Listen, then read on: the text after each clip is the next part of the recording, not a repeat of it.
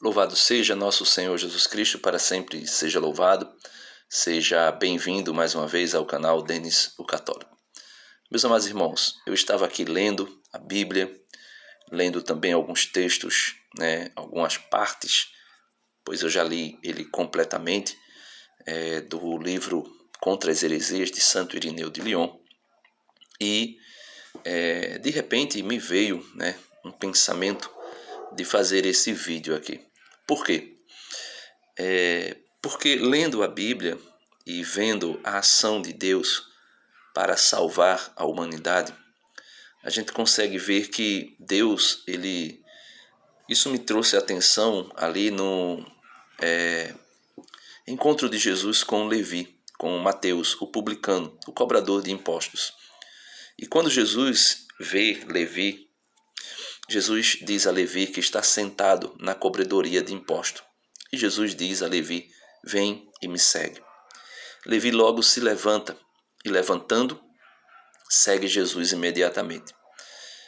Ao seguir Jesus, ao levantar-se e seguir Jesus, Levi conduz Jesus até a sua casa e dá um banquete, uma refeição para Jesus. Fazendo-se cumprir aquele texto do livro do Apocalipse, que é dito: eis que eu estou à tua porta e bato. Se tu abrires a porta, eu entrarei e farei refeição contigo. O que significa dizer que Jesus, ele vem na sua soberania, na sua autoridade, que todo o poder lhe foi dado no céu e na terra, mas ele vem com compaixão, com misericórdia, e ele vem com disciplina. E Jesus bate à porta dos nossos corações como bateu a porta do coração de Levi. Levi, ao se levantar, esse gesto de levantar-se de Levi caracteriza o abandono da vida velha. Ou seja, ele ouviu a voz, ele ouviu a batida de Deus, do Espírito Santo, de Jesus no seu coração, e ao levantar-se, ele dá o sinal de que ele ouviu essa batida, e esse levantar-se caracteriza-se também o abandono da vida velha. Quando ele chama Jesus e leva Jesus à sua casa e senta à mesa com Jesus, se caracteriza que ele agora faz parte da comunidade cristã, que ele faz parte dos discípulos, dos seguidores de Jesus. Então existiu um antes e um depois. Existiu também um bater à porta, ou seja, o livre-arbítrio, a ação da graça preeminente, ou podemos dizer, ação da graça primária, ou as graças atuais que a igreja chama. No chamar, no convite de Jesus, age a graça atual. A graça atual abre o coração de Levi para ouvir Jesus. E assim que ele entra na casa e dá a refeição a Jesus, ele passa a fazer parte da comunidade. Podemos dizer que passa a agir na vida de Levi a graça habitual ou graça santificante. Mas o que é que eu quero falar a respeito do livro Contra as Heresias e também do Calvinismo?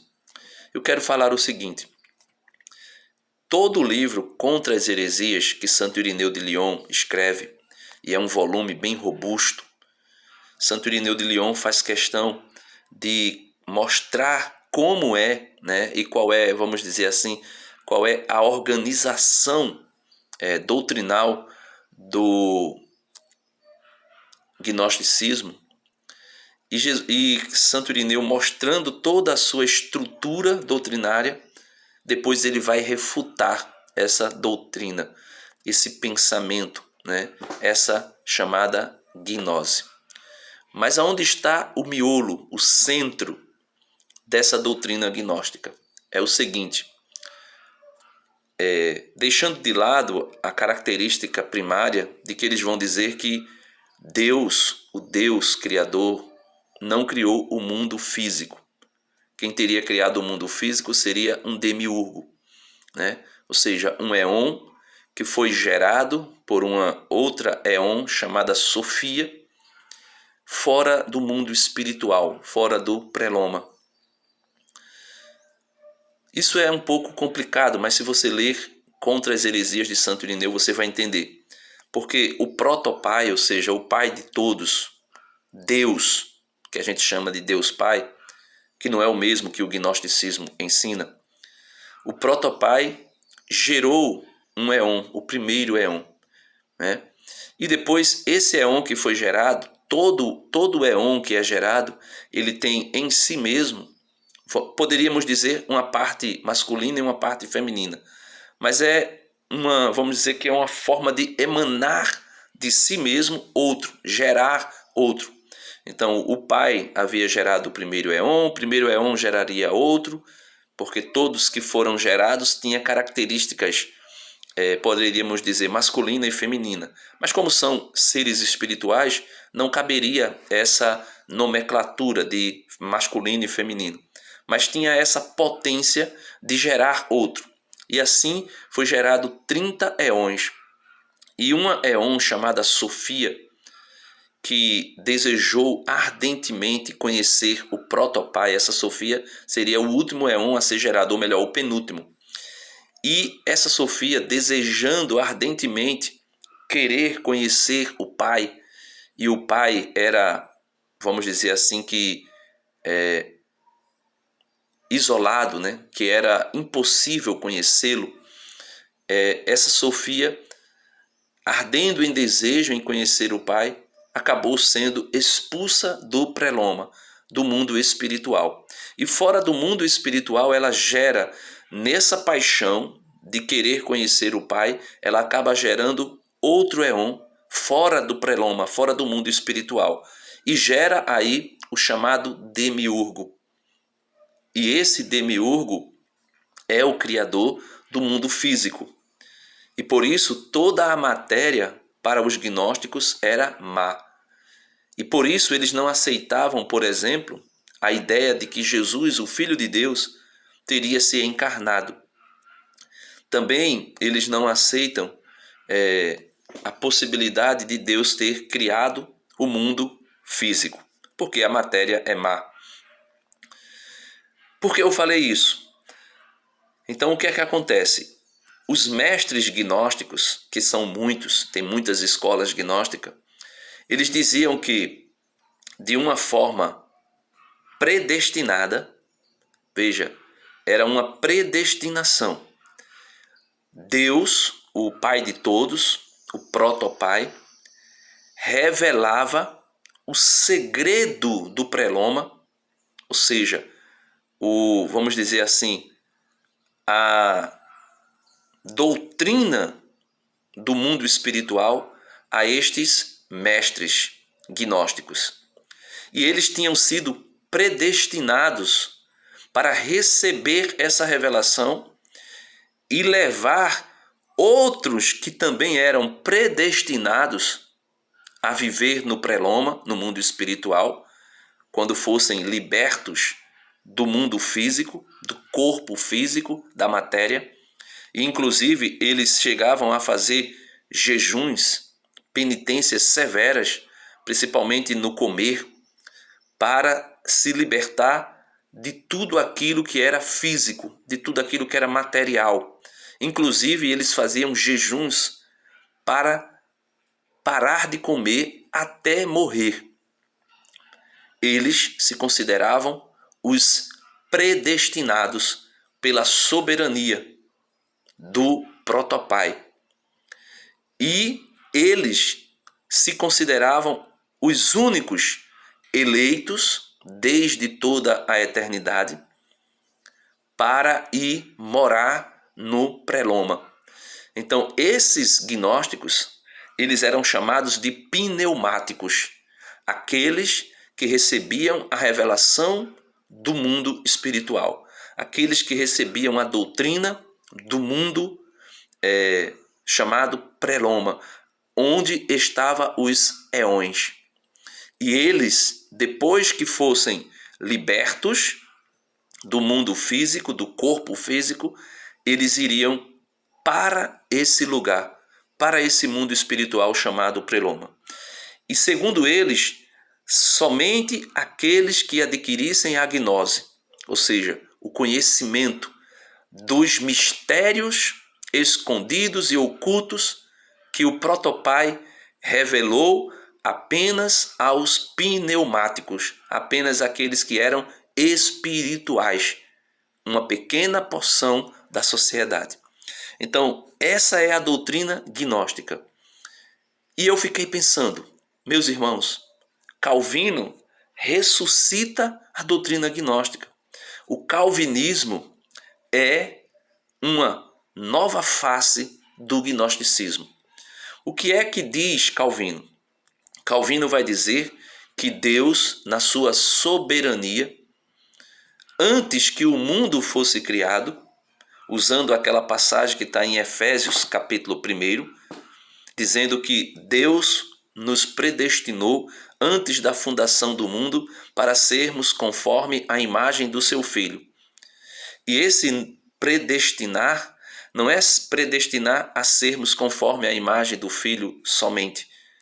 É predestinar um grupo seleto, um pequeno grupo, que poderíamos dizer que iria conhecer a gnose, conhecer a doutrina de Cristo, que é o primeiro éon que emanou do Pai, apesar que os gnósticos não acreditam, ou melhor, apesar que os calvinistas não vão dizer que Jesus é um éon que emanou do Pai. Eles vão dizer, como nós acreditamos na Trindade, o Pai, o Filho e o Espírito Santo. Mas eles vão dizer que eles, os calvinistas, ou podemos dizer os crentes, na perspectiva calvinista, recebem desde a eternidade uma predestinação para viverem como eleitos e salvos de Deus. Antes que o mundo fosse criado, já foram escolhidos, podemos dizer, para receber a gnose. E assim, sendo eles os eleitos, essa pequena porção de pneumáticos, ou seja, de homens espirituais, eles são eleitos para o céu, e os demais, todos os demais, por uma soberania de Deus e por uma predestinação de Deus, estão condenados ao inferno eternamente. O que é que acontece? Nós podemos ver aí o gnosticismo, meus irmãos. Porque o que é que Calvino vai alegar? Que depois que o homem pecou, Adão e Eva, não existe mais livre-arbítrio. Não existe a possibilidade do homem rejeitar a graça de Deus. Como, por exemplo, esse chamado de Levi. Veja, Jesus passou e chamou Levi. E Levi ouviu, levantou-se e imediatamente seguiu Jesus. Segundo os calvinistas, este Levi e todo aquele que responde à graça de Deus, respondeu porque não poderia fazer outra coisa a não ser seguir Jesus, porque ele é um dos predestinados para a vida eterna. Ele é um dos predestinados para ser um pneumático, ou seja, um crente, um espiritual.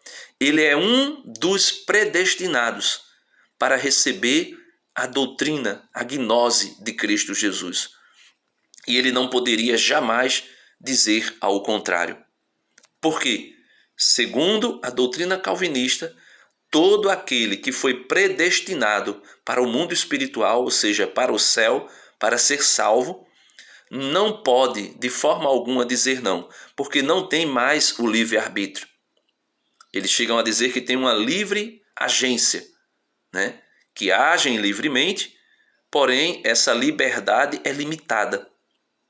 Não tem condição do homem ouvir a batida do Espírito Santo no seu coração, chamado, aquilo que a igreja chama de graça atual, ou seja, aquela graça primária que bate ao coração do homem, e o homem envolvido, movido por esta graça atual, responde positivamente a Deus. Então, eles vão dizer que a ação dessa graça, ela age soberanamente e o homem não pode rejeitar essa graça. E aí, podemos concluir que o gnosticismo e o calvinismo são a mesma coisa, só mudou de maquiagem, de roupagem, quando na verdade as demais congregações protestantes que não são calvinistas e eles consideram como arminianistas, né? Ou seja, os arminianos que acreditam que existe um chamado e acredita que existe ainda no homem um livre-arbítrio e que o homem pode rejeitar a graça de Deus, dizer não ao chamado de Deus. E aí, Lutero também acreditava como Calvino, que o homem não poderia rejeitar a graça de Deus, não conseguiria dizer não ao chamado de Deus. Mas a gente vê na Bíblia inúmeras pessoas que disseram não. Aí eles vão dizer, esses que disseram não são aqueles que estão predestinados ao inferno.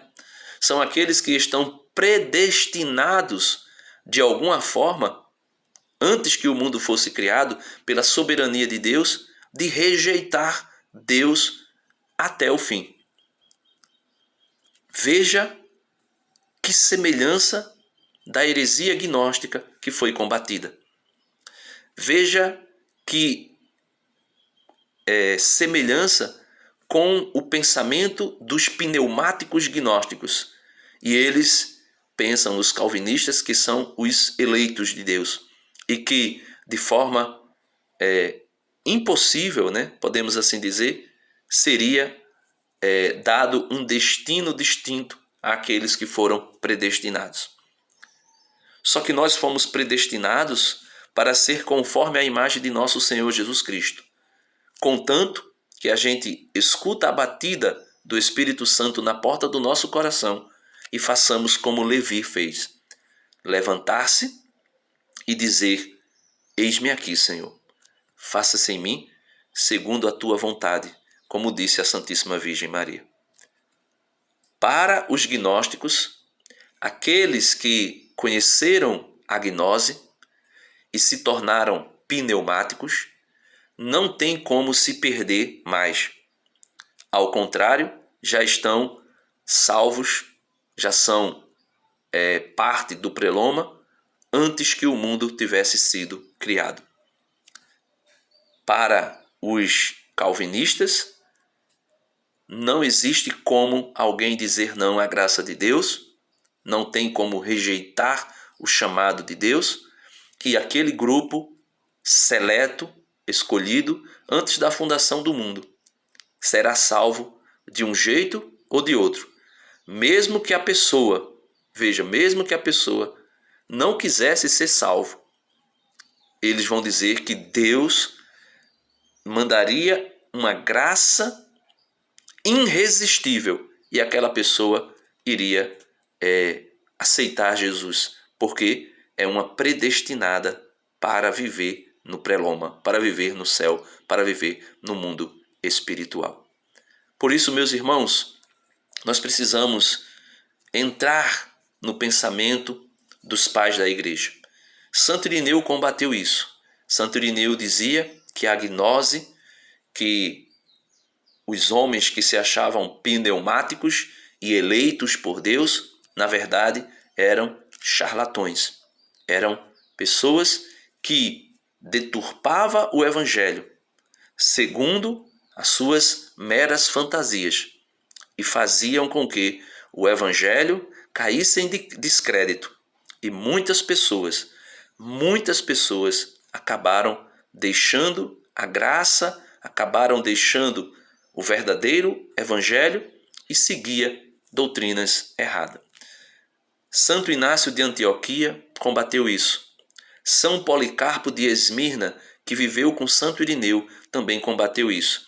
E ele chega até a falar de um certo Valentim não o mestre gnóstico, mas um Valentim, né, na carta, uma das cartas de São Policarpo, ele chega a falar de um certo Valentim que abandonou a fé em Cristo Jesus, que abandonou o cristianismo, que abandonou a doutrina da igreja e seguiu a escola gnóstica. E São Policarpo vai dizer: fazei de tudo, né, para trazê-lo de volta. Não haja contra eles com ignorância, não haja contra eles com, como é que se diz, indiferença. Ao contrário, agir com ele com misericórdia, com amor, com caridade, para que, vendo em vós a ação de Cristo, ele possa voltar para a igreja junto com toda a sua família, porque havia se desviado. Quantas pessoas, meus irmãos, têm saído da igreja católica para viver essas aventuras, né, baseado nesse pensamento gnóstico de Calvino e Lutero, para viver, podemos assim dizer, uma aventura espiritual que, se não tomarmos cuidado, pode nos levar à perdição eterna. Por isso, rezemos por todos aqueles que abandonaram a Igreja de Cristo, que abandonaram a Cristo e foram, como diz São Paulo, influenciados por zunidos no seu ouvido e desejo de ouvir doutrinas novas, e assim se perderam, se afastaram da verdadeira doutrina de Cristo. Que nós possamos rezar para que Cristo os traga a verdade. Deus abençoe você e até o próximo vídeo, se Deus quiser. Se você gostou do vídeo, dá uma curtida. Se você ainda não é inscrito, se inscreve no canal, compartilha esse conteúdo com os teus amigos e não se esquece, clica no sininho e clica no primeiro sininho para receber todas as notificações do canal. Amém.